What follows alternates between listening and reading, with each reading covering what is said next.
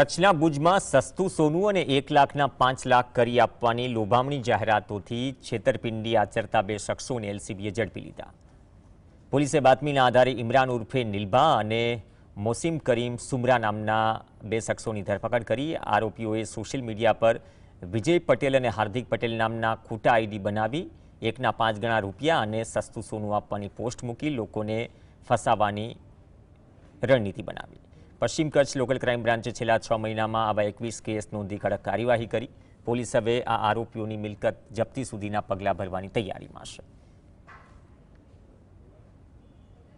ઇમરાન સુમરા જેમનું fake Facebook ID છે વિજય સોનીના નામથી એ લોકો એમના ફેસબુક આઈડીઝ પરથી વિડીયોઝ અને રીલ્સ ને બધું મૂકે છે કે જેમાં 1 થી 5 લાખ અને ફેક આપણા જે સોનાના બિસ્કિટ હોય એના વિડીયોઝ મૂકે છે। તમારી રિકવરી થઈ છે એ છે 56,30,000 રૂપીઝની।